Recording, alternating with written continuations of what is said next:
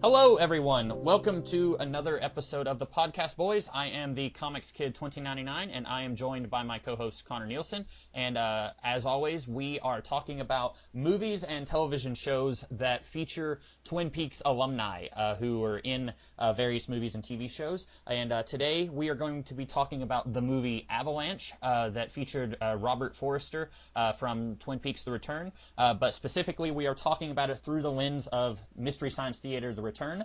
They talked about this movie in the recent Netflix season they released. But before we get into that, I have some unfortunate Twin Peaks news. Harry Dean Stanton has passed away today, and I only just saw that about 15 minutes ago.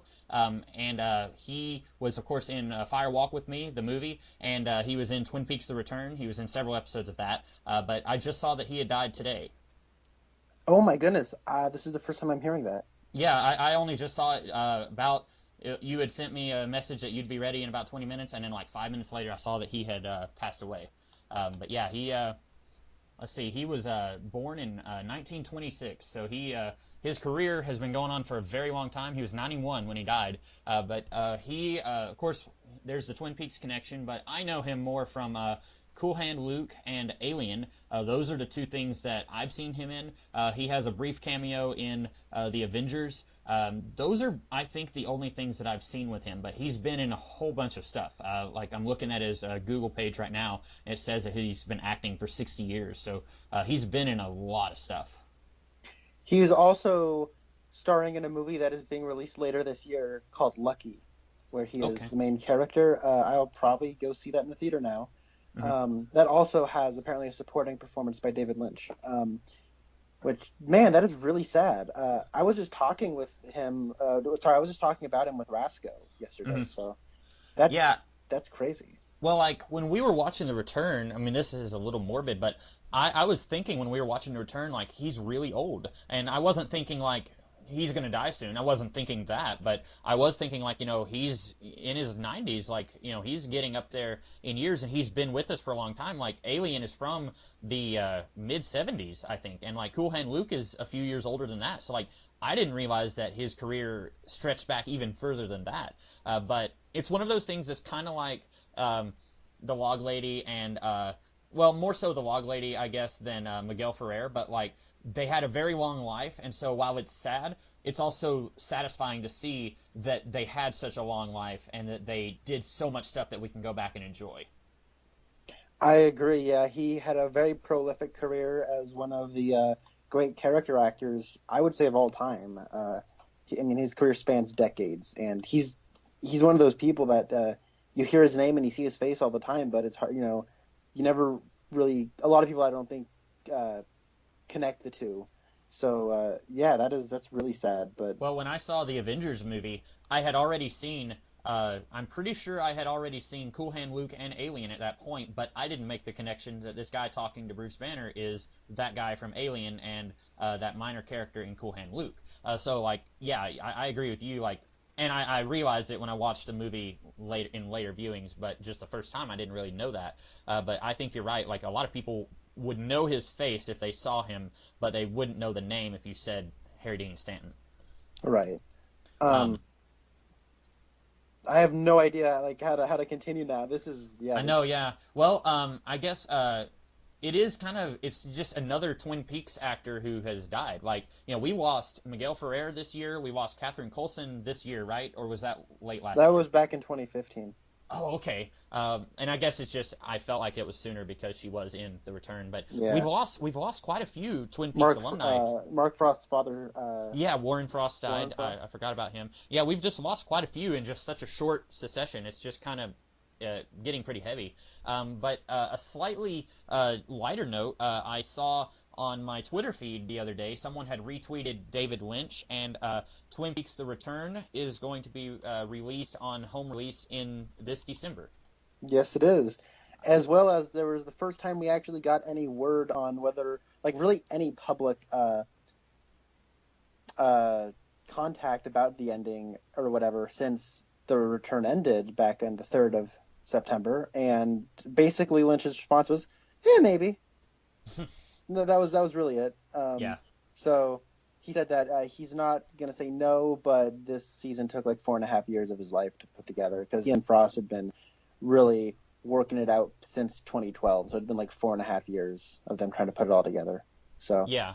And you and I both, well, I know during the season you and I were both saying that we really didn't want a continuation. I don't know if you have changed your mind on that, but for me, I wouldn't have to see any more. And I feel like since we've lost so many people who were involved with the show, especially if they wait, like, if it took them 4.5 years to work out what we got this year, if it's like 2025 before we get another Twin Peaks thing, like, who knows how many more people won't be around by that time. Like, that's a morbid thing to say, but I don't know.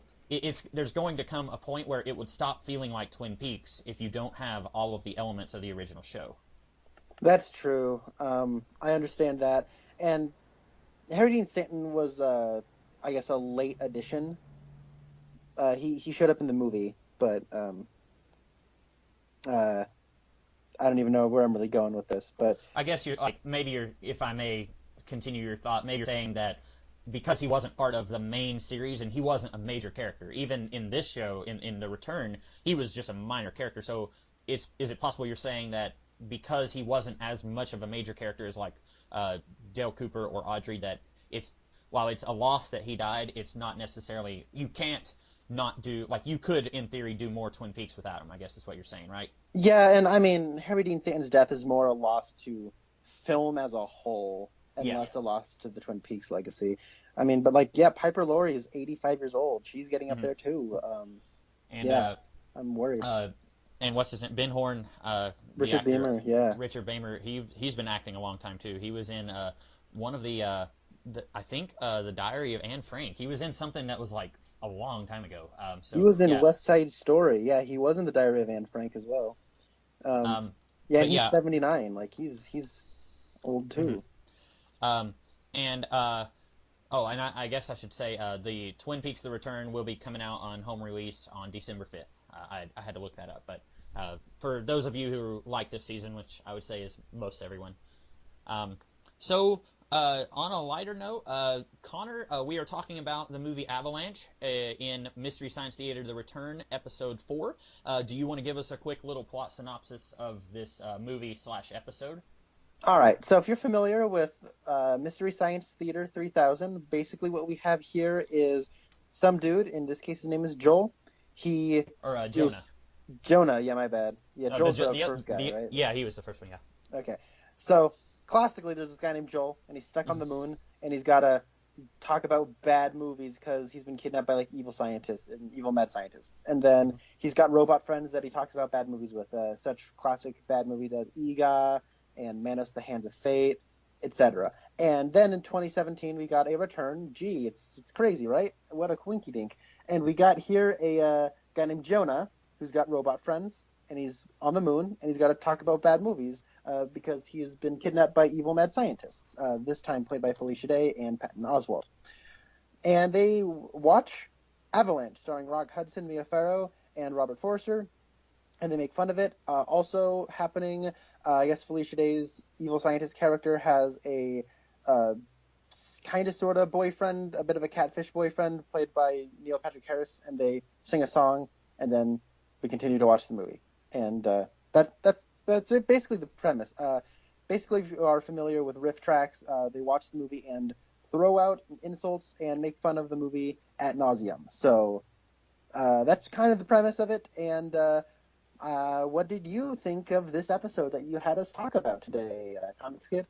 So this movie itself, discounting the Mystery Science Theater aspect, but the movie is pretty awful. It is just not a good movie. None of the characters feel especially fleshed out. I would say the most three-dimensional character in this movie is Rock Hudson's character, and his personality is basically that he is very controlling and obsessive over his ex-wife. That's really all the character development that he gets here. None of the characters feel especially real. The plot is very threadbare. Basically, a whole bunch of people are at this avalanche, or they're at this mountain retreat area, and then an avalanche happens, and then the movie is them reacting to the avalanche. And that's the movie. There's not a whole lot of plot here. Having said that, I enjoyed this episode immensely in the context of Mystery Science Theater, partly because I watched this whole season. I've watched through the whole season at least twice, and then I've seen this episode 3 or 4 times. But going back through and watching it episode by episode, I really enjoyed the first episode, which was a Danish monster movie, a Danish kaiju movie called Reptilicus. I enjoyed that one a lot. I almost think I would watch Reptilicus without the aid of Mystery Science Theater. But then the next 2 movies that we got were both just horrendously bad. One of them was called Cry Wilderness, which was, in my opinion, one of the worst movies I've ever seen. And then we got one called The Time Travelers, which wasn't necessarily bad. It was just boring. It was just not fun to watch. Like, the bots didn't make that much better. Like, Mystery Science Theater didn't improve that one a whole lot. So getting to this one, even though this movie is not very good, I enjoyed it so much more than the previous one. Although Cry Wilderness, while it's a bad movie, like, I had just the best time ever watching them eviscerate this movie or that movie. But this one, I enjoy it so much, but like, there's hardly anything about the movie itself that's redeeming. But watching these guys tear it apart is so much fun. And like, this is one in the future, if I ever say, you know what, I've had a bad day, I want to go watch some Mystery Science Theater just to unwind, this is one of the episodes of this season, one of the better ones I think that I could see myself going to make myself laugh. I get you. I have not watched a lot of Mystery Science Theater 3000 in my life. I'm very familiar with the concept. I know they put out a movie in 1996, and I've listened to riff tracks, which is a bit of a continuation of the show, but not really. It's more or less an audio it's a spiritual successor. Yeah, it's an audio file that you sync up with the movie that you're going to watch, like The Dark Knight or The Room or any movie. They've done it on all the Star Wars movies, etc. They've done X-Men movies, at least 2 of the X-Men movies. Yeah, I'm pretty sure they've done all of them. But they're a pretty formidable franchise at this point, at least on a cult status, something that most people who are into film or are tangentially familiar with film will know what this is. And specifically more like college age and like people getting into the 30s now, because that's when it was on television. So all that being said, I will agree. I will echo your thoughts. This movie that they're watching is terrible. It is so bad. Like, Robert Forster's in the movie for like act 1.5, and then he just disappears once the avalanche starts, and he's just sort of there at the end. Like, well, okay, yeah. The last time I watched it, where at one point someone tells Rock Hudson's character that his mom and Mia Farrow are on an ambulance that's like about to crash off a cliff or something, and then he's like, "Nick, follow me!" And Nick is Rock Hudson's character, and he's like, "Right." And I asked my dad, I said, "When did he get here?" Like, because the last time we saw him, he was at his house, like, looking through his telescope, and I think he left Mia Farrow a note, and that was the last we saw of him, and suddenly he's there helping. He went up to like shoot a missile at the mountain. Mm-hmm. I was unaware that this was a Roger Corman production, and he boy, oh boy, does it show. Yeah, he is absolutely notorious for making bad movies. Like, for anyone who doesn't know, like, I'm pretty sure if there's a bad movie on it, you could flip a coin and like, there's a 50-50 chance that he is involved. Yeah, Roger Corman's, he's famous for making cheap films. You give him any budget and a premise, and he will make it, and he will make it fast. He is cheap, and he is fast. He doesn't need to be good. So that's kind of the trifecta, right? The people say either you need to be cheap, fast, good. You can have 2 of these, but you can't have all 3 of them. So you can be 2 of those 3 things. I guess Roger Corman is cheap and fast. This movie was directed by a fellow by the name of, and I'm looking it up now, Corey Allen. Never really heard of this person. It was released in late August. No surprise. Oh my goodness, was this the guy who directed Rebel Without a Cause? 1 second. That would be hilarious. It is not, no. Oh, man. Nicholas Ray directed Rebel Without a Cause. I don't know what this other guy... Corey Allen. I don't know who this fellow is, but whatever. He was some way related to Rebel Without a Cause. Anyways, the framing is terrible. The film that they're using is inconsistent. The acting is, especially Mia Farrow, is so bad. Have you seen anything else with her? She was in, was it Rosemary's Baby? She was in Rosemary's Baby and Hannah and Her Sisters, which are very well-regarded films. I have not seen her in anything outside of this. Yeah, this would not. This did not leave a good impression on me for her. I didn't think she was very good. But then, like you said, she's in those movies that are well known and well loved. But I can't imagine going into Rosemary's Baby and thinking, oh, good, like she's going to be in this. She's really going to tear it up. Like, just watching this, it doesn't.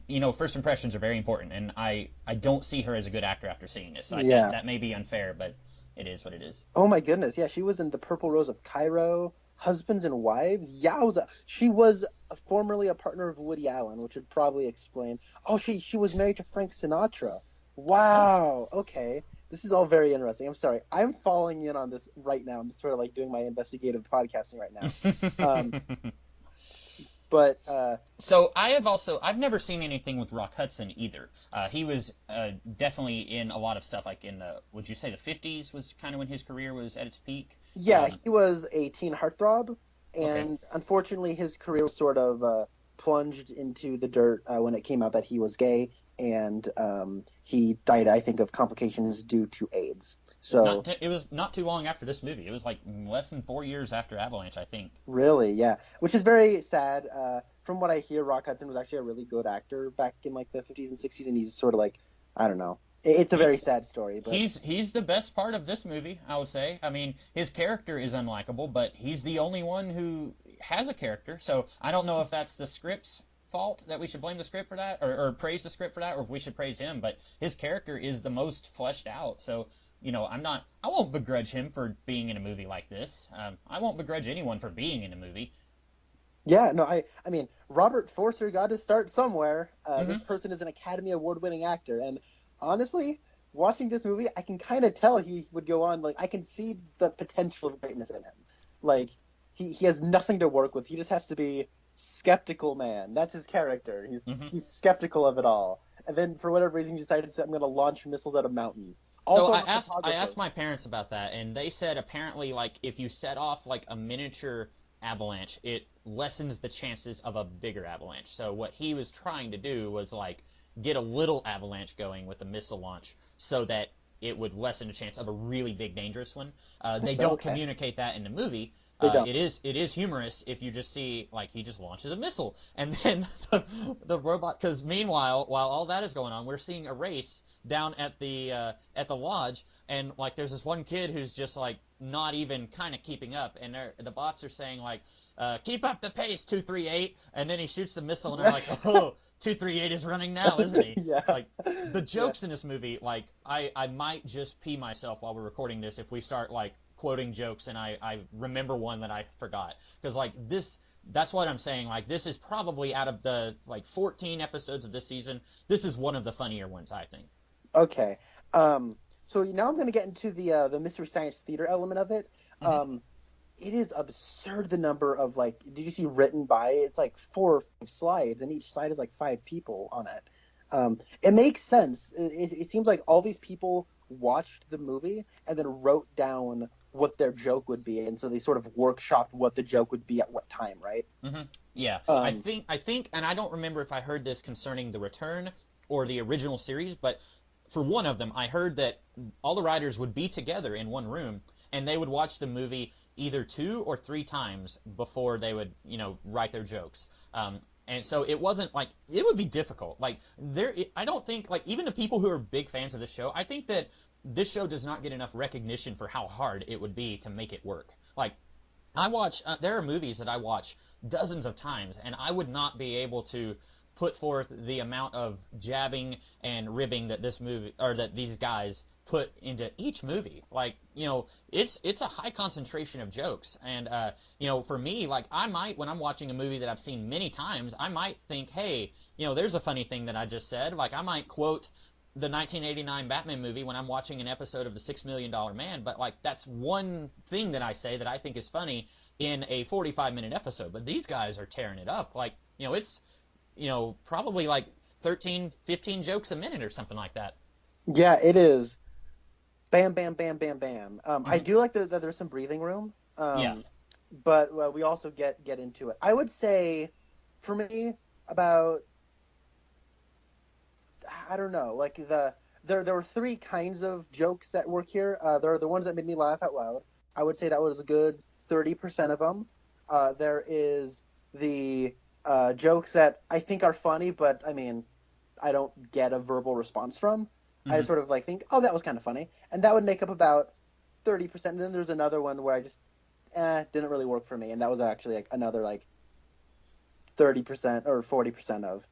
Yeah, there were some that I didn't get, and it was because I just didn't have the background to understand it. Like there's one where this random skier guy is going down the mountain, and a mini avalanche is following him, and then one of them says, "It feels like I'm wearing nothing at all, nothing at all." And I didn't get that, so I paused it the first time I watched it, and then I Googled, "It feels like I'm wearing nothing at all," and it's from an episode of The Simpsons. And I don't know how familiar you are with The Simpsons, but I didn't grow up watching the show. I think I've seen 2 episodes total, but there was an episode where Homer was going down a mountain on skis, and he was out of control, and he was thinking back to when he was in the class where they were teaching you how to stop, and then all he could remember was his neighbor Flanders saying, "Feels like I'm wearing nothing at all." And so, like, it was funny after I did my homework. And I feel like there's quite a bit of that in this season. Like, sometimes they will reference something where it's like, hey, I understood that reference, like Captain America. And then sometimes it's like, I don't get it. And, like, my mom or dad will have to explain it, or maybe they don't get it, and so I have to Google and figure out what they're talking about. And so sometimes,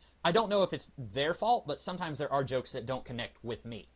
Yeah, and I get that. And I think that should be expected at the sheer volume of jokes. Mm-hmm.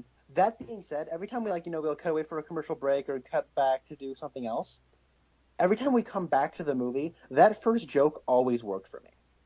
Mm-hmm. Especially like the first joke where it says New World Productions, like, I didn't know the Illuminati funded it. I like, that's really funny, and that's right off the top. So that got me into it. And I'm trying to think of some others. I should have written some down, but it felt at one point, didn't they say, like, it's a big shot of a snowy, they said something about there's a A.T. Walker buried down there. Yeah. I think they said something about all this cocaine. Didn't they say something about cocaine at one point? I'm sure that, yeah, they're like talking about how it's the 80s, like, let's see, it's a race between cokeheads, alcoholics, blah, blah, blah. It's a race to see who can make it to the 80s. that was one right off the top where I was like, oh, that's funny. I thought those, it was always like, you always had that really funny joke off the top that like got me back invested in it. So some of the jokes that went over my head where I just didn't really even find all that funny. And there's also a lot of styles of humor at play here. There's just a huge volume of jokes on display here that I laughed a good like 40 times in this. Mm-hmm. Like, and then even then I'm saying like, about 60% of the jokes I thought were funny. That other 40, that's 40% of the jokes not really landing for. Yeah, but I'm still laughing more that here than I am at like most comedies I've seen this year, in the theater. So I think that when it comes like for the uninitiated, I found that the actual like framing device was kind of lukewarm on my part. I liked it when it's the guy hanging out with his robots, but when it comes to like the evil scientists, I didn't like them at all. Yeah, they were kind of my least favorite part of this whole season. There were times when we had something going on with them that did not in any way connect with the episode overall. I have watched this episode 3 or 4 times, and every time I fast forward through the part with Neil Patrick Harris and her singing. They are both... it's terrible. They're both known for their singing, and it's not that they're bad singers. I think they're fine, but you could take that scene of her wanting to meet her boyfriend and put it in any episode in this season, and it wouldn't feel any more or less out of place. It doesn't have anything to do with the episode they're watching. If you watch Time Travelers, which is the episode before this one, there's an extended little bit. It's not as long as this scene with the singing, which I still have not watched all of that. But in Time Travelers, the bots and Jonah, they're on their satellite, and then they get a visitor. Well, it's someone who's like talking to them through the screen, but they're parked right outside the satellite, and it's supposed to be a character from the movie that they're watching, and he's coming and he's acting really weird and crazy, and then it connects to the movie that they're watching in that episode. You could not take that scene and put it in this episode. I think there's a lot of the bits with the mad scientists that feels like they said, okay, we're going to spend a day filming these and we'll just throw them in throughout the season. There's another one later on that Jerry Seinfeld plays a character who's coming and talking to the scientists, and it is the same way. Like, it doesn't really fit in the episode. Okay, yeah. Also, I feel like, I'm just so not familiar with who Felicia Day is. I don't know anything about her, other than she's looking pretty good. She looks like she might be in her 40s or 50s, but she's looking pretty good. But then there's like Patton Oswalt. I feel like this guy could be funny, but everything I've seen him in, which admittedly is not much, completely falls flat for me. Oh, okay. So, I like them both. I like Patton Oswalt quite a bit. He absolutely destroyed me with a rant about the Star Wars prequels. He just really tells you everything he tells you a good bit of what's wrong with the Star Wars prequels in like 5 minutes or less. If you like Red Letter Media, they will spend like, an hour and a half telling you what's wrong with the Phantom Menace, and they do a fantastic job. But if you're thinking, I don't have an hour and a half, I don't want to spend that much time, go Google Patton Oswalt, where he doesn't hit everything wrong with the prequels, but he has a really good point, and he does it in a funny way. He was also in an episode of Parks and Recreation that was really funny. He did like a 5-minute sidebar when he was doing what's that thing called where you're filibuster. He was doing the Star Wars filibuster. I don't know if you've seen that, but it's pretty funny. I guess it's just a certain type of humor. He has done some pitches for DC Comics about different characters that he would like to write, and DC Comics has not accepted any of his pitches. Like, I've read a couple of, I haven't read the actual pitch, but he posted some summaries of these pitches. One of them was like a remake of The Dirty Dozen, but with Batman villains being led by Dick Grayson, and it would be set in World War II. It's just Batman villains going on like a suicide mission, and like that sounded really cool. Like, he's had some neat ideas that just for whatever reason DC hasn't taken him up on those ideas. So I don't know. I kind of like him, but I won't begrudge you for not liking him. And Felicia Day, she was in a TV show. Well, it was a web series like 5 years ago or more called The League. And no, I'm sorry, The Guild. The League is entirely different. The Guild was about this group of people. They play a online video game, kind of like World of Warcraft, and then they all meet each other in real life, and hilarity ensues. She's kind of the straight man of the show, and I watched a couple seasons of that, and it was really funny. If you like, I'm not even a huge gamer, and I thought it was pretty funny. But she was in Dr. Horrible, which was by Joss Whedon. I know you're not a huge Joss Whedon fan, but she was in that. She's been in a few things here and there that I've seen. I wouldn't say she's like a huge actor. I think she's been in some episodes of Supernatural, which I don't watch that show, so I don't know what she did in that show, but she's been here and there. Yeah. So I'm familiar with them by name, mostly. I know that people like Patton Oswalt. I know that people like Felicia Day. I know who... what's his name? Neil Patrick Harris is. I know who he is. I watched most of How I Met Your Mother. I'm asking Spencer with an inflection because he watched all of it pretty much, and I stopped somewhere in there because I thought it was really terrible at a certain point. Yeah, anyways, but the whole song and dance number, it sounds like it's trying to be bad on purpose, and at the end they start talking about how, like, let's just get ahead of the curve with all those really lame, like, hybrid bad movies by just calling out all the ones we can think of so that we can have terrible movies, that are from a genuine place instead of ones that are manufactured, like the Sci-Fi Channel, like Sharknado or something. And I'm like, yeah, that's a philosophy I really like. But at the same time, show, you just had a whole bit earlier where you're being bad on purpose. So I don't know. That sort of sent mixed signals. But maybe I'm supposed to be behind this idea because the bad guys were the ones being bad on purpose. So that's a little message that I felt was a little conflicting. Maybe that was the way they were trying to tie it into this particular episode. It didn't have anything to do with the movie, but the framing device had a bit of a thing. By the way, go ahead. I was saying, by the way, that ending gag of all the different combinations they come up with was hilarious. Oh yeah. I saw Caribou. And, because it's a ghost. Yeah. But then he actually brought it home. Oh, sweet. I saw one. I think it was Frankenferret. I thought that was really funny. That I've watched this episode like 3 or 4 times, and each time I laugh because I hear another, because it's going really fast. It's a text crawl on the screen as they're reading off all these movie titles that they're patenting, and it's going so fast. You would have to just pause it frame by frame to read every one of them, and then you'd probably be laughing for 10 minutes straight because so many of them they sound like something that could happen. Like, when we live in a world where Sharktopus versus Dinosaur Shark or whatever actually exists. Like, you could easily see Caribou being something that the Sci-Fi Channel would do. But yeah, those were hilarious. As far as the being bad on purpose, I didn't necessarily get that vibe. I felt like maybe, and this isn't acceptable as an excuse, but I felt like maybe what was going on was they said, okay, we've cut a few minutes from the movie, or maybe we're just coming up like 3 minutes short, and we need it to be about an hour and a half long like all of our others are, so let's have this song and dance number that doesn't have anything to do with anything. That's not an excuse for putting it in there, but maybe that's what they were doing. I didn't necessarily get the vibe that it was being bad on purpose, though. But that's also, I haven't watched the whole thing through. I skip forward every time because I'm just not interested in it. It doesn't. I still don't see it as having anything to do with the movie, so I just usually just fast forward till we get back to the movie that they're riffing.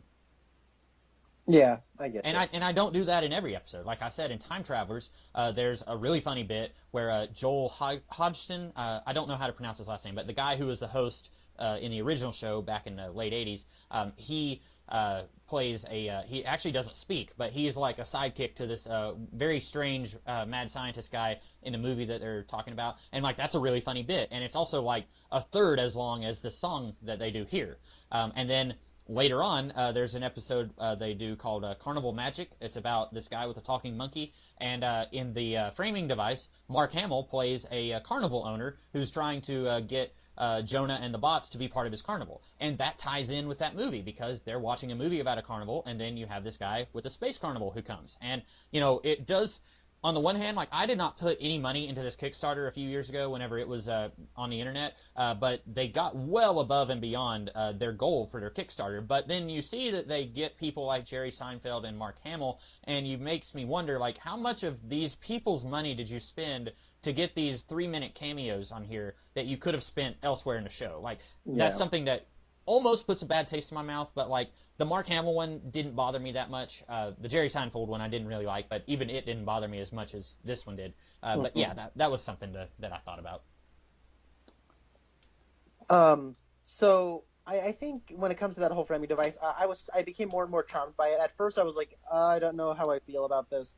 And then we got to the movie, I'm like, okay, I'm liking this. And then we cut back, and when it's the Jonah guy with the 2 robots, I like that stuff, especially where he's like, look at guys, these 70s light fixtures, and then they fall it over. I'm like, you know, I wasn't even paying attention to the light fixtures and how kind of goofy they looked in the movie. So I like that whole stuff too quite a bit. I like the guy, I like his relationship with the robots. But that's all I really have to say about the framing device. Did you have anything you want to talk about the framing device? I guess not.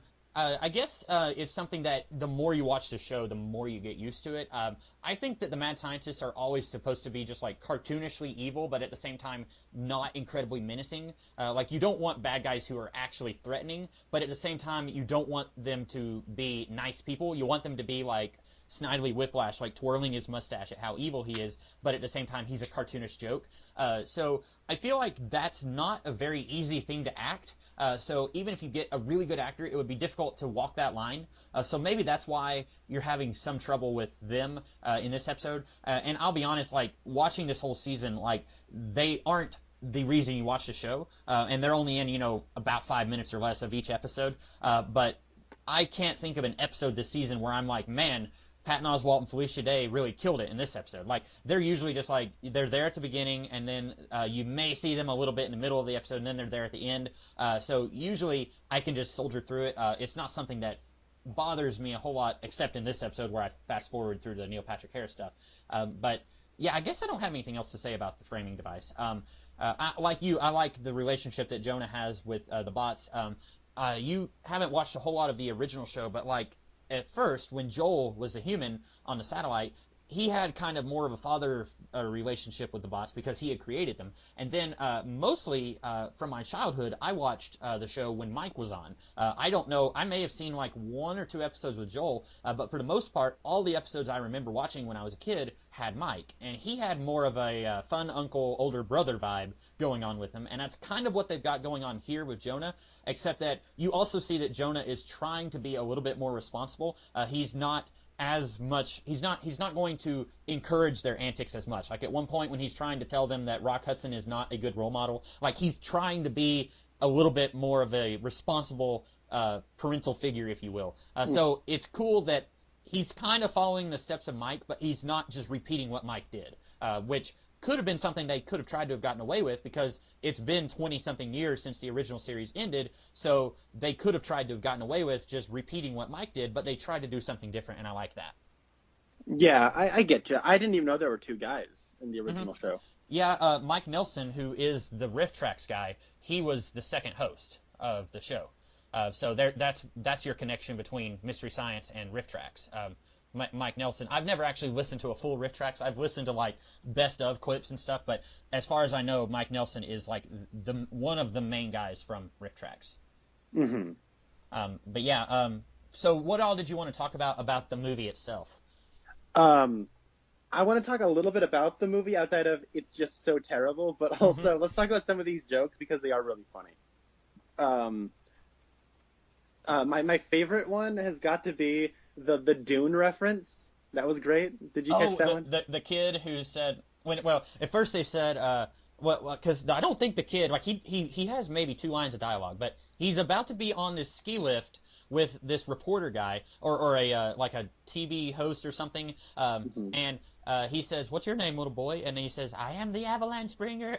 Or that's what the and then they said a little bit before that. He says, "I speak from Muad'Dib." Yeah, yeah, he did both of those. I couldn't remember which one came first, but yeah, that cracks me up every time, especially because like I don't remember if it's the Muad'Dib line or the Avalanche bringer, but he's looking up, and the way he looks up, it's like you could very easily see that. Like it looks like his facial expression matches what the robots are saying. Yeah, and that's what's really funny about that. And I also really like the whole gag about when it's the kid holding on to the grown up. Yeah, that's 2 grown men. yeah. And I liked it when it was like even in slow motion, they still couldn't catch him. Whenever like the electric. I don't even get how that's possible. That's kind of later in the movie. Going back to earlier in the movie, I like the. I think getting away from the jokes for just a second, I find one thing that's really bizarre about this movie is just how many characters are in it. You could cut these characters and they wouldn't impact the story. Like, really, the only 3 characters who matter are Rock Hudson, Robert Forster, and Mia Farrow. But you've got, like, this whole side plot of this skier guy who has a wife or a girlfriend, I don't even know, and she's jealous because he's making time with all these other women. One of them is a 16-year-old girl, and like you could cut that from the movie and it wouldn't change the story.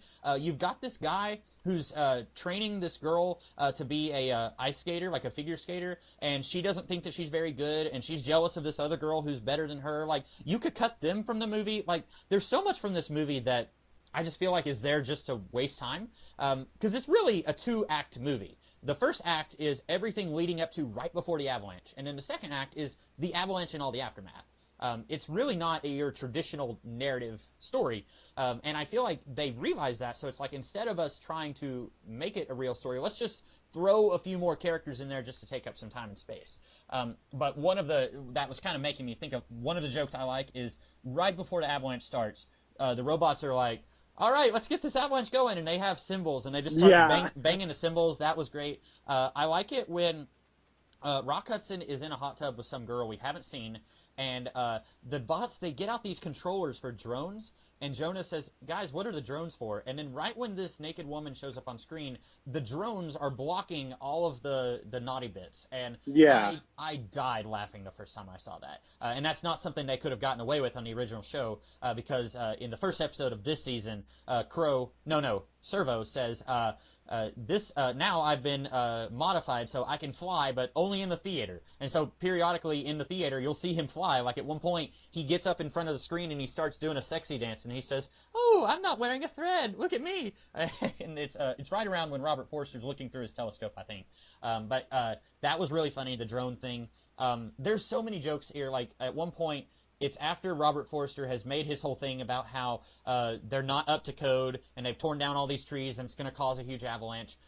He's in this swimming pool he's in the swimming pool area talking to Mia Farrow, and then the bots are just going off like, ooh, that towel, not up to code. And she says something like, would you like to get some drinks later? He says, are the drinks up to code? And like, that was really funny. I think all of their jokes about the alcoholic mother were funny. If it's a little bit sad because the character dies, but then whenever they said like she died just the same way she lived completely lit up, like I thought that was funny.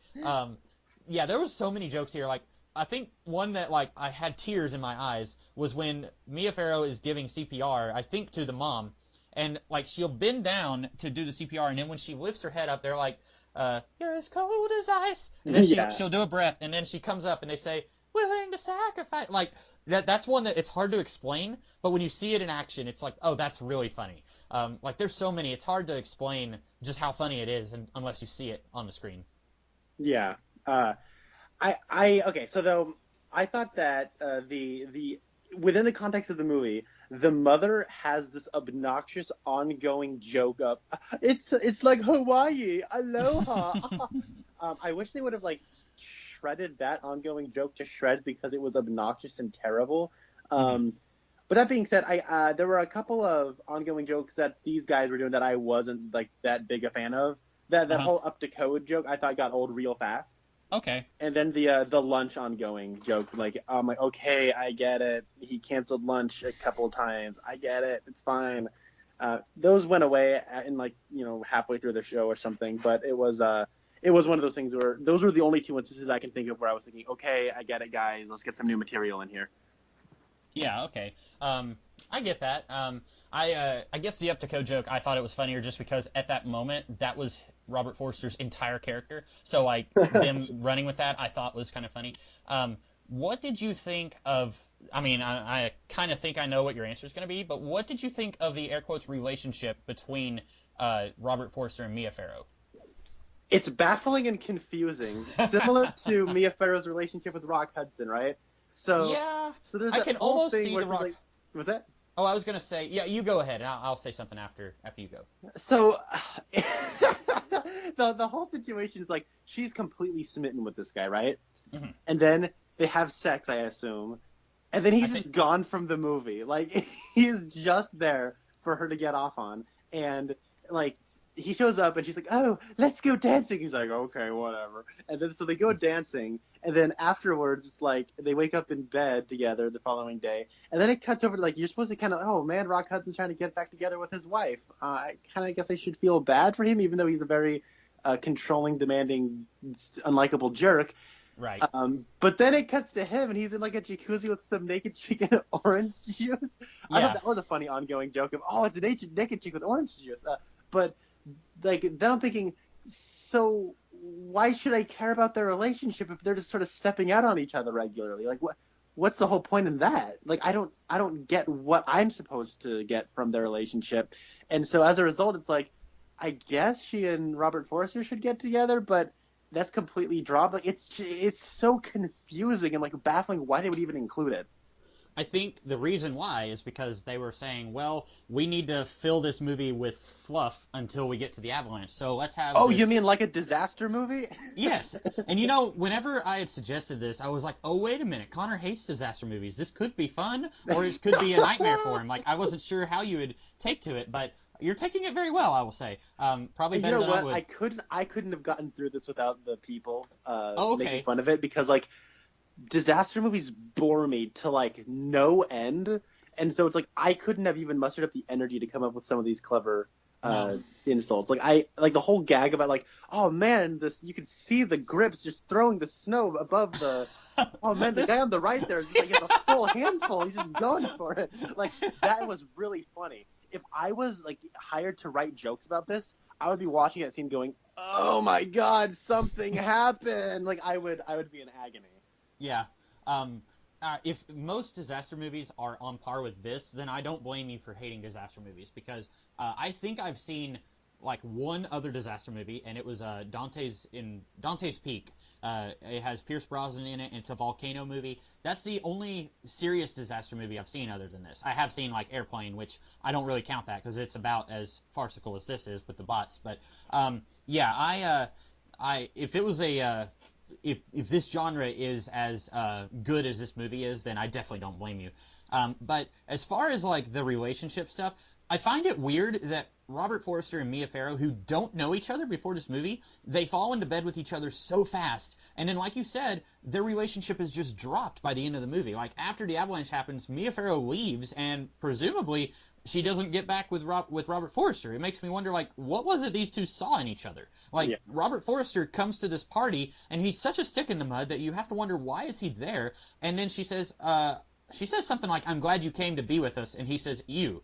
And so it's like, okay, so he's there specifically for her, but why? Like, he doesn't know her. All he knows is that she really likes him and wants him to come to this party. And we don't know why she likes him, because when they first meet, he's very clearly a stick in the mud. Like, he barely even looks at her. He says, ma'am, how you doing? And then he's there just to berate Rock Hudson's character. So I don't understand why these two characters are together.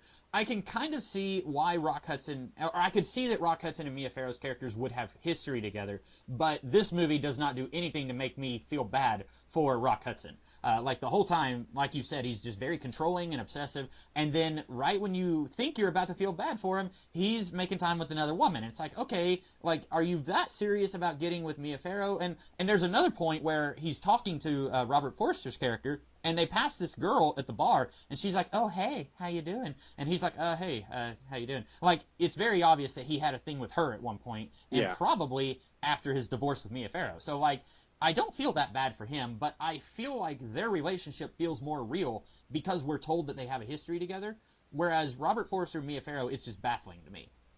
Yeah, okay. So that whole interaction reminds me of maybe like my favorite bad element. Like, this would be something like, so if I'm just watching this movie cold turkey without the commentary, I'd be thoroughly bored and annoyed by this horrible movie. But I would still find this element funny.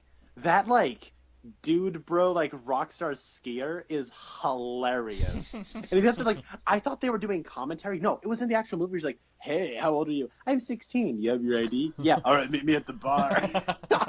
And there's that whole part where it's like he's dancing and he's like talking with some chick who's like one of the I thought Mia Farrow was one of the ice skaters. Oh, okay. Like, the one who isn't the one with the bowl cut, which is another funny joke that they have. But, like, the one who isn't the one with the bowl cut, I was like, oh, that's Mia Farrow? Yeah. That's Mia Farrow, but it wasn't, so I'm thinking, huh? Wait, hold up.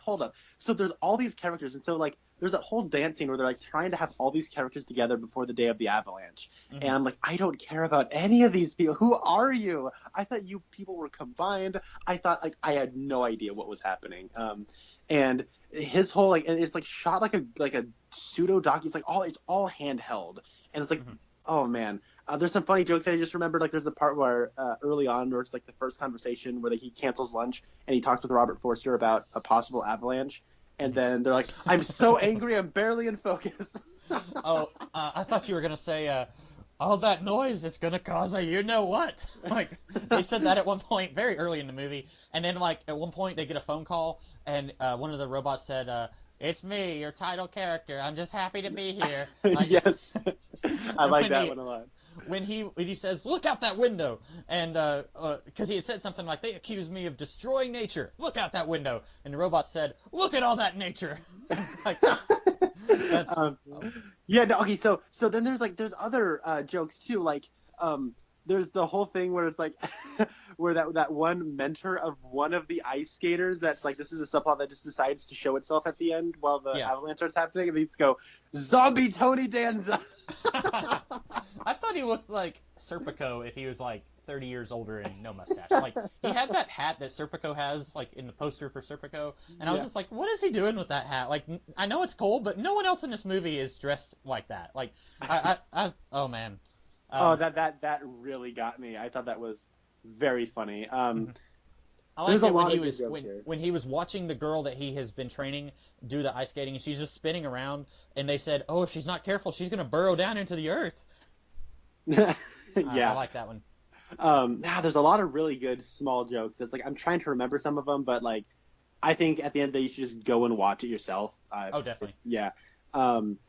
There's some good stuff, and man, this movie's bad. Like, I guess I should just go into why I don't like disaster movies. So I've seen, like, 2012, The Day the Earth Stood Still, like, all those Roland Emmerich end of the world movies. Mm-hmm.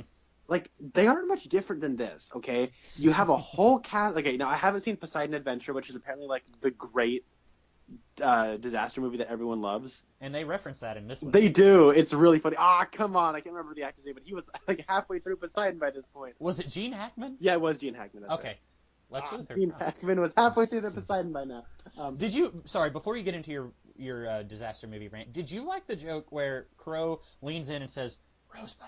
That was really funny. that killed me, and I knew because you're a film guy, I thought O'Connor is gonna love that joke. But yeah, every time I've watched this movie, I pause it because I'm laughing so hard and I need to catch my wind again. Because and usually I have to rewind to show someone. It's like, look, Crow's leaning in and whispering, and like he whispers that, and Jonah kind of like pushes him away when he says that.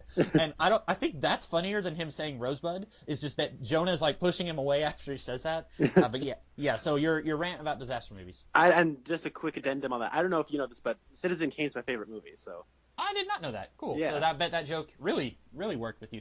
Yeah, I went, hey, Citizen Kane reference.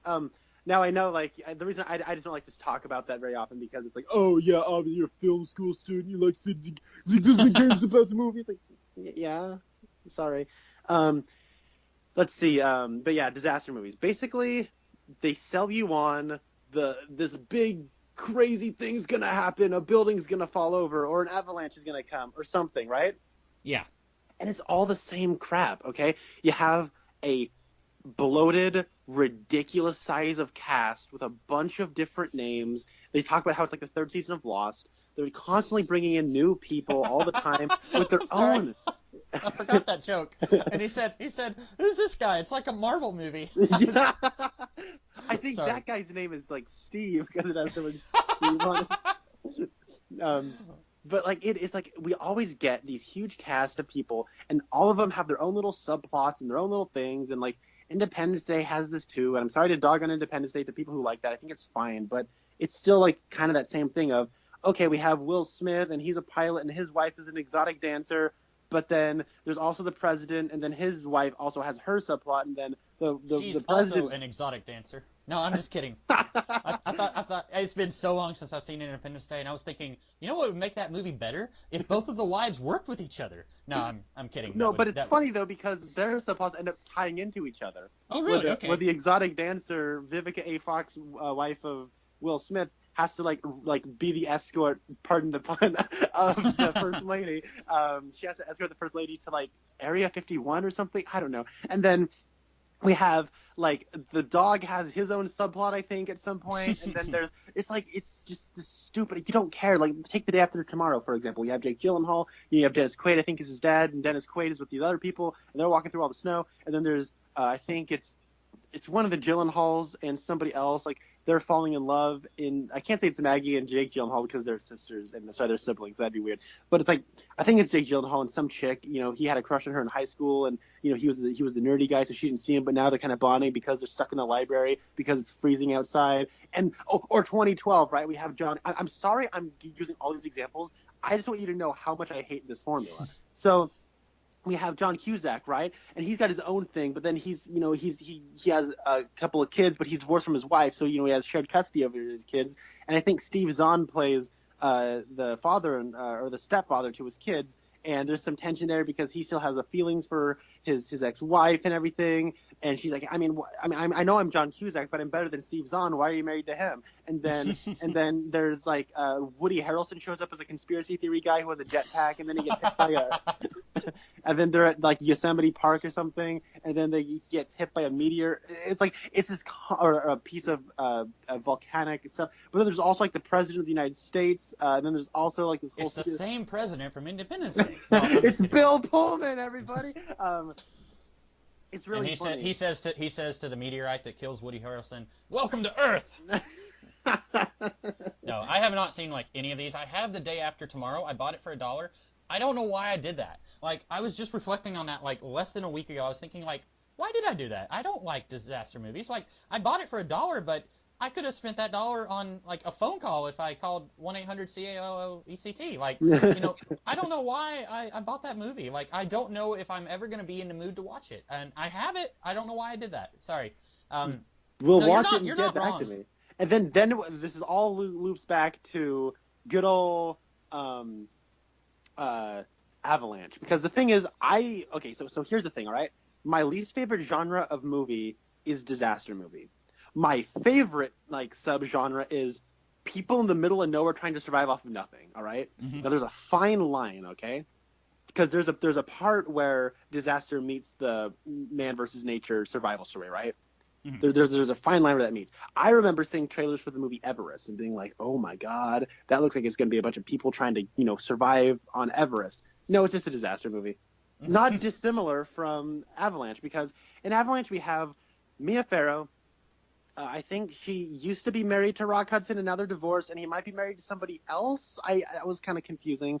I don't really know that. But then we also have Robert Forrester, who's got his whole subplot, and then we have these ice skating people who have their own subplots, and then we have like this guy who's really good at not ice skating, but snow skiing, and he's got his whole thing, and then we have like this little kid, like we're just constantly putting more people in there, and the reason we're just there is because we want to see a stupid avalanche, okay? I don't even know why we make a big deal out of an avalanche. I mean, I get why Roger Corman decided to do it. It's like $2 to make an avalanche on screen, and yet the special effects in this movie, there's not much, but like, because earlier when you're seeing like, okay, this is video footage of an avalanche, or like when you're seeing the skier and he jumps up in the tree, that all looked fine. But later in the movie, when we're seeing like people running and then snow just like comes in from the side, it looks so fake. Like it looks like they had like negative $10 on a budget at that point. Like it looks so awful. Like it's like they just took like Adobe Premiere or something from like 2000 and made a movie with those kind of effects, like on a $3 budget or something. Like those snow effects look so bad, and fortunately it's not in that much of the movie. Like a lot of the disaster element of this movie, they're able to make it look disastrous, but there's a few times where the snow effects just look like mind-bogglingly awful. Yeah, and also like sometimes we'll cut to like stock footage of snow falling on a mountain. Mm-hmm. And the footage, like the stock footage that they're using, has been heavily damaged. So you see these ridiculous scratches to the film print. Mm-hmm. It's like, are you kidding? Like, I mean, okay, whatever. This is 1978. I mean, Godzilla got through this by the time they were in the 60s, but whatever.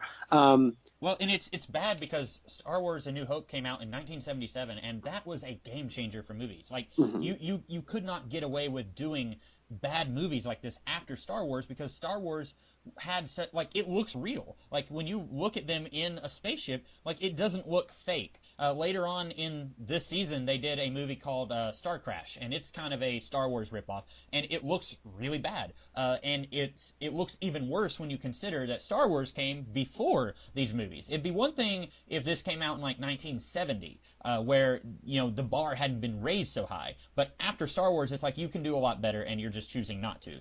Yeah, and that's from like a public consciousness perspective. To play devil's advocate just a little bit, because I mostly agree with what you're saying. Mm-hmm.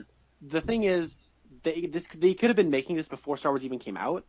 That's true, because this is just a year after. And on top of that, it is a B movie produced by Roger Corman. so those are the two things going against it. And I'm to finish up my whole spiel about disaster movies. Okay. So we have all these subplots about all these characters, and because movies can only be so long, all right, this isn't Twin Peaks: The Return, okay? You can't just like take your time and just spend, just throw your time around like it's nothing and just hang out with all these subplots for so long. This is like an hour and a half, 2 hours, 2.5 hours, in the contemporary day disaster movie of, we got all these characters and we want you to care about all of them, and this big disaster is going to unite all of them. And I also forgot the subplot about Rock Hudson's obnoxious mother, who's the same age as him, and her. By the way, that was a great ongoing joke. But like, so we have all these subplots, and they're gonna come together through the disaster. That doesn't even happen here. No, like there isn't that sense of unity that happens. Just, oh, remember that ice skating like drama from, like, I'm not kidding, 45 minutes ago? Well, here it is. Oh, man. Like, you're right, because, like, the mom and, I guess, her tour guide, by the way, he played a character in Time Travelers, so you may have not got that, but at one point they call him Danny from Time Travelers. It's the same actor, except that Time Travelers was from, like, 15 years before this or more. So I thought they were making a Shining reference, which to me at the end, like, He kind of looks like Danny Torrance, I guess. So. Oh, okay. I haven't seen The Shining. You are probably right, though. That's most definitely what they're referencing. Yeah, but like they're in one little room trapped in with a piano, and then Mia Farrow, she's off in Robert Forster's lodge. We don't know where Robert Forster is at the time of the avalanche, so like let's bring him in for questioning. And then like you've got the ice skater people, they're all at one part. Then simultaneously you've got this race going on. I would think that Rock Hudson wouldn't book two events like that at the same time. But whatever. And then like you're right, it doesn't even have like that sense of like in the I haven't seen either Poseidon Adventure. There's a remake that came out like 10 years ago or more, and I did see like the first 15 minutes of that, and like from the beginning, as soon as the boat tips over, like all of your principal characters are together in one spot trying to get out together. Like, it's not like, okay, now let's flash over to the boiler room where you've got these two guys here and they're trapped, and then let's go up to the cabin up here where you've got this boy and he's trapped. It's not like that. Like, this is even problematic even for a disaster movie. Exactly. And I remembered a joke and then I lost it again. I swear I'll remember it at some point. Oh yeah, that's right, where they're walking through the snow and it's like the actors are clearly out of breath. It's the mother and her tour guide are walking through the snow, and it's like we're walking uphill, and then one of them goes, all right, cut, take 15. That's the best one we got. But anyways, but yeah, so within the context of disaster movies, and so it's like, I guess I've never seen Poseidon Adventure, but if like it's ships are sinking, a bunch of people are in one room together, they're trying to figure a way to get out, I can get behind it. That has enough of that man versus nature element of, we're stuck in a horrible situation. How can we use our resourcefulness to get out of here? How can we do this problem solving? I love stuff like that. Which is weird because I don't play a whole lot of video games. I think more video games would be like that, but whatever. So in the context of this movie, though, it's like, on top of all that, the disaster kind of sucks, right? Like, so Robert Forster launches a missile, I guess, to stop an avalanche from happening by just causing a mini avalanche, right? Right. And then on top of that, it's like there's people inside of a plane, and they're like, wait, it's really bad up here. It's really bad. And then they crash it. It's like, so I mean, Rock Hudson was right. Yeah. Oh, also, holy mackerel, and also cheese and crackers. Like, when they're doing that, like, yeah. going through all those, and you're right, like, it wasn't anything to do with Rock Hudson tearing down the trees. It was an idiot in a helicopter who crashed close to the condos. Like, it had nothing to do with what... yeah. And then later, he's taking the blame for it, and it's like, you know, you've been a morally reprehensible character this whole movie, but it's not your fault this time. Yeah, like, what on earth? Like, this is... Oh, my goodness. Like, the actual movie they're watching is so stupid and so bad. Also, like, I think I complained about this early on, but the camera cinematography and frame is so bad. I'm thinking of that last... Like, I think the second to last shot where she's getting into the taxi and he raises up his glass. Mm-hmm. They are only occupying 1/3 of the frame. It's like they didn't know they were in widescreen. Like, there's a whole 2/3 of the frame where nothing is happening. How about on the left third of the frame, you see her getting into the what's it called? Into the taxi. That's what's in focus. And then on the right side of the frame, you see his hand come up with the glass of champagne, you know, toasting her as she's leaving. It's out of focus because the point of focus is farther and he's too close to the camera to be in focus. But instead, it's just in focus, her getting into a car, and then this obscured out of focus like image coming in and like blocking what you're supposed to be looking at. It's really bad. Like, this is bad direction. And then like characters are given too much headroom. Like, there's too much nothing happening on the top third of the frame. There's like characters are just awkwardly placed throughout the frame. Like, it's so ugly to look at. And like, okay, the cheap film stock, it has a bit of a low budget charm. I'll give it that. But, oh man, overall, this movie, it's boring, it's stupid, it feels like it goes on forever because it's a disaster movie. Like, oh my lord, like, man, oh man, oh man. I'm glad I was able to watch it with the people making fun of it because they added much needed levity that I couldn't have mustered up. Yeah. If I may, and I don't care about disaster movies either, I'm also not to diss your favorite genre, but I'm not really a huge survival fan either. But I feel like a big difference between something like Avalanche and something like Castaway is that the disaster happens in the first act of Castaway. Like, within 20 minutes of the movie, he's on the island and he spends the rest of the movie trying to survive. In Avalanche, you're building towards the disaster. So pretty much everything before disaster is just useless. And I I feel like, you know what I'm saying? Like that makes that's a great point. I never you're not building towards the oh wow. The oh wow happens right out the gate, and then everything else is also oh wow. But here it's like, okay, everything here is just basically just killing time until we get to the big thing, and then after that it's like, well, that was kind of underwhelming, like you said earlier. Yeah, I'm thinking of like, have you seen The Martian? No. Oh, okay. Yeah, that's another one. Big disaster happens at the beginning. You think Mark Watney dies.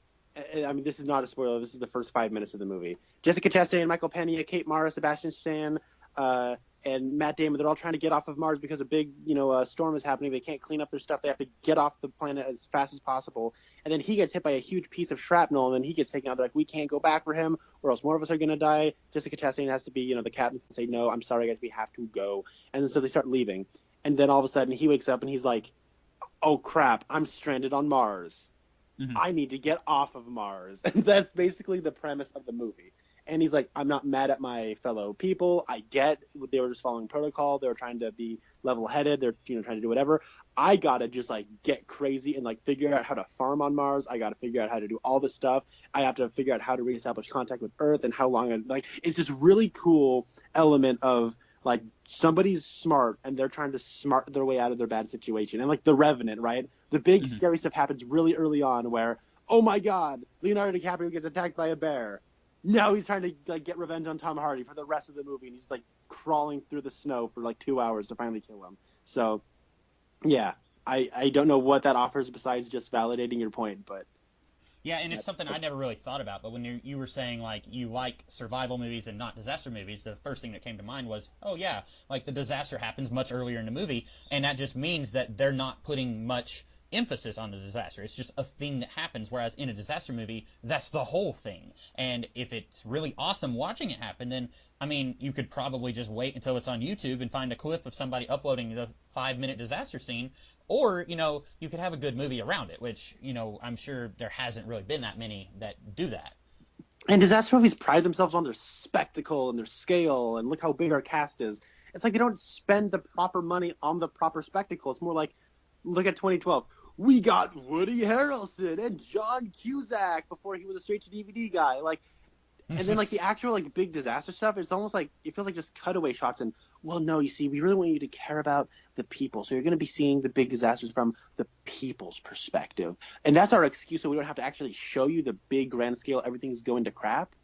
Mm-hmm. We can just, get away with kind of half-baking the big spectacle element, but we can spend our money where it's, John Cusack in a boat or something. I don't know. It's yeah. I'm done on my rant on disaster movies. I think they suck, and this was and you know what, this is, I guess, confirmation bias of, see, disaster movies have always sucked. It's not just contemporary. Either way, yeah. I don't really have anything more to add to this whole conversation. So I guess I'll ask you the same question that I asked you when we were watching Highlander, but is this something that would make you want to watch more of Mystery Science Theater 3000, either this season or some of the previous seasons that came 15, 20 years ago? Well, they have one season available on Netflix of the old series. I might check that out. And then I'll definitely check out the rest of this season, or at least some other. I know what Reptilicus is. When I saw that was the first episode, I want to watch that. And I do want to check out some other classic episodes as well. That's where they tackle Ega and Manos, the Hands of Fate, and all that other stuff. Where it's I think one of the things that's kind of notable about Mystery Science Theater 3000 is they didn't always tackle terrible movies. I think Danger Diabolique is tackled on one of those episodes. It's the last episode of the original series. Oh, is it? I have seen that one, yeah. And it's been a long time, but I remember Manos, not the movie, but the real Manos, who's a YouTuber that we know, he sent a copy to Captain Logan, who's another YouTuber we know, and said that it's a movie that, and I think you were getting to saying this, but it's a movie that didn't deserve to be on this show. It's been so long since I've seen it. I think I was in junior high when I watched that episode, but I know that it's based on a either French or Italian comic book character, and is the basis of an X-Men character named Phantom X. So it's all comes full circle in a way that I don't entirely understand, since it doesn't really come full circle. But yeah. Well, no, that's just the thing of I don't think, and when you talk, when we look at riff tracks, like they did riff tracks on The Dark Knight, which is a great film. It's like one of those things, and I think the tagline for the longest time on riff tracks was, "We don't make fun of movies, we make movies funny." Okay, yeah. And I mean, they probably do like laugh at certain things, but like MST3K, they are without a doubt making fun of the stuff, because like when you have something like Avalanche from 1978, it's very hard not to make fun of this movie. Yeah, and there have even been some instances of directors and actors who were in the movies that they were riffing on, who kind of, I don't want to say come to blows, but there was one director who did some movie that they talked about in the original series who actually spoke out and said that he didn't like that they did his movie and didn't feel like they should have done it, didn't think they were being fair. I know that apparently Joe Don Baker had like a feud with Mike Nelson and his writing crew when he was on the show, because they said some really mean things about Joe Don Baker apparently. So it's one of those things that I feel like I don't know, I was going to say when you're part of a big, huge blockbuster movie, then you have to be a little bit better about letting people do this, I guess. But when you do like a really cheap B movie like this, like, I don't know. I don't know what point I was trying to make. I was going to say like people who, like when you make The Dark Knight, there's going to be people who are going to say things like people are going to make fun of Christian Bale's Bat voice, or people are going to make fun of like this one thing in the movie, but you made like $1 billion movie that made billions of dollars. So, you know what I'm saying? No, I get you, yeah. On a sort of unrelated note, I know you're not much of a fan of CinemaSins. I used to watch their videos all the time, and they did everything wrong with Kong Skull Island, which is a movie I know you do not like. And apparently the director of the movie, like, absolutely hated that video they did. Like, he took them to task. Like, he went on Twitter and just went through this huge tweet storm, basically just calling them out for doing everything wrong with Kong Skull Island. And watching him react to that, a lot of people were like, "Oh yeah, you go, son." But I was thinking like, well, first of all, like, this is just a YouTuber who's making fun of your movie at points. But then like the CinemaSins guy, he went on to say like, you know, we do movies that we love on this channel too. Like, you know, they do movies that they think are terrible, and then they do movies that they actually genuinely like. And so like, just watching the Kong Skull Island video, you don't necessarily know if they liked or disliked that movie. But I feel like when you're a big-time director and you come after someone like CinemaSins or even Mystery Science Theater 3000 back in the 90s, then it makes you seem really petty, I guess is what I'm saying. Like, I get that. I get where you're coming from. That being like, said, he didn't get on them about everything wrong with Kong Skull Island. He actually never brought up that video. okay. He took that time to talk to dismantle why he hates the whole idea of CinemaSins, and he used everything wrong with Looper, which is a film that he contends is a perfect film, and went into why he thinks that whole video was bad. So which is weird because CinemaSins actually said that they liked Looper. Years ago, both of the guys really liked the movie Looper. So it's strange that he would choose that as the movie that he takes issue with. But it's one of those things where like, I feel like if you are a big-time movie guy and then you call out some internet guy, even if it's like a really well-known internet guy, like it makes you seem like a guy who just needs to grow thicker skin, I guess. And this is like so far removed from Mystery Science Theater and Avalanche, but we were kind of getting there when I was talking about Joe Don Baker. But yeah. No, that makes sense. It's an interesting discussion to be had, for sure. Mm-hmm. So I don't have anything else to say about Avalanche or Mystery Science Theater. Did you? Not particularly. Okay, so you are going to get to choose what we're talking about next week, and I may know what you're going to choose, but what are you going to choose, just in case I don't know? So I was going to pick The Hateful Eight, starring Jennifer Jason Leigh and Kurt Russell and Tim Roth and Michael Madsen and Demian Bashir and a few other people, which was the latest film from Quentin Tarantino, because it had two characters from Twin Peaks: The Return in it. I'm not going to do that anymore after learning about Harry Dean Stanton's passing. I want to do something that has Harry Dean Stanton in it. So I'm going to pick a film directed by John Carpenter that is not one of your favorite films. Oh, okay. I was going to say like, okay, I probably haven't. I actually own Escape from New York, but I'm not going to pick that. I'm going to pick the film Christine, which is directed by John Carpenter. It's an adaptation of a Stephen King short story or full novel. I don't know. But it stars Harry Dean is apparently in that. And I was talking with Rasco about it, who really likes that movie and says that we were just talking about this 2 days ago, man, that Harry Dean Stanton's performance in that movie is apparently really, really good. And I want to see it. So let's talk about Christine. Yeah, Stephen King, he said that Harry Dean Stanton had the best part in the movie. So, Oh, and really? Stephen King obviously wrote this story. I have not seen that movie. I did not know that John Carpenter directed it. So that's kind of cool that he used Harry Dean Stanton at least twice.